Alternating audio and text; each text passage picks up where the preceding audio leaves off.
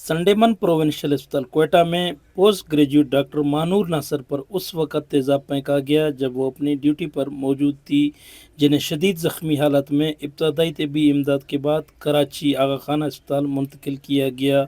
ये वाक़या बलूचिस्तान में न सिर्फ अस्पताल की सिक्योरिटी बल्कि ख़वातीन की तहफ़्फ़ुज़ पर भी संजीदा सवालात उठा रहा है।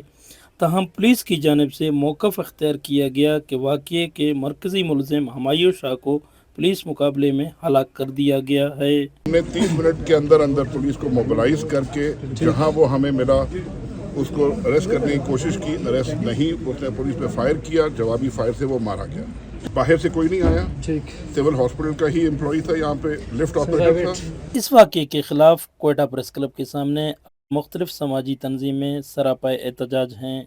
उनका मुतालबा है ये एक डॉक्टर का मसला नहीं बल्कि हर उस खातून का मसला है जो इस माशरे में ख़ुद को गैर महफूज समझती है।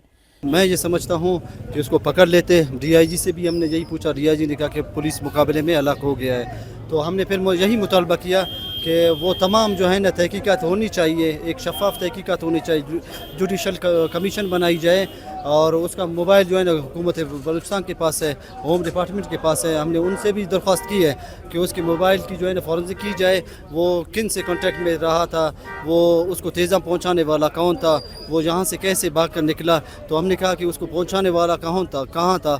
तो ये तमाम सवालात हमने जो है ना डीआईजी और बाबर यूसुफजई साहब के सामने रखे हैं। तो उन लोगों ने हमें ये यकीन दहानी कराई है कि इंशाअल्लाह ताला जल्द अज जल्द हम जो है ना आप तमाम दोस्तों को तहकीकात के जो भी हमें इन्वेस्टिगेशन और मालूमात मिल जाएंगे वो आप तमाम दोस्तों को आगाह कर लेंगे।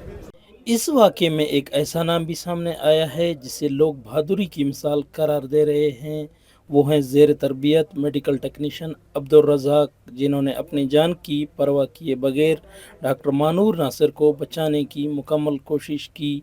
इस दौरान वो ख़ुद ज़ख्मी भी हो गए। हुकूमत बलूचिस्तान की जानिब से इस बहादुरी पर उन्हें सेवल अवार्ड देने का भी ऐलान किया गया है। माहिरीन के मुताबिक बलूचिस्तान में ख़वातीन को न सिर्फ घरेलू सतह पर बल्कि पेशा वाराना ज़िंदगी में भी ख़तरात का सामना है। तेज़ाब गर्दी, हरासमेंट और तशद्दुद जैसे वाक़यात में इजाफ़ा इस बात की निशानदेही करता है कि हिफाजती इक़दामात नाकाफ़ी हैं, जबकि अस्पतालों में ऐसे वाक़यात होना ख़वातीन डॉक्टर्स के लिए शदीद तशवीश का बायस बन रहे हैं। जो डॉक्टर मानूर वाला जो है वो हादसा जो हुआ है ना, ये सिर्फ डॉक्टर मानूर पे नहीं हुआ, ये हर वर्किंग लेडी पे हुआ है। अब हम अगर देखते हैं तो पाकिस्तान में जो है वुमेन की जो है पॉपुलेशन 49% है, तो ये पूरे 49% पे जो है ये अटैक हुआ है। क्योंकि अब हम जो है घर से निकलते हैं, बहुत सारे बैरियर्स को तोड़ के हम घरों से निकलती हैं। अब इस तरह अगर देखा जाए तो किसी के भी घर वाले जो हैं, पेरेंट्स जो हैं, वो कभी किसी औरत को इजाज़त नहीं देंगे कि वो बाहर है।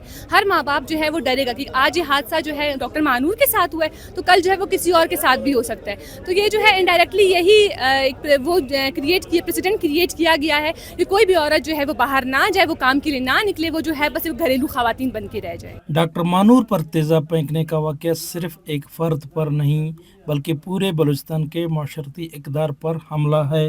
अब देखना ये है हुकूमत इस मामले की शफाफ इंक्वायरी करती है या नहीं, और क्या ये आवाज़ें किसी तब्दीली की बायस बनेंगी या फिर ये वाक़या भी वक़्त के साथ फरामोश किया जाएगा और ख़वातीन के ख़िलाफ़ ऐसे वाक़यात का सिलसिला जारी रहेगा।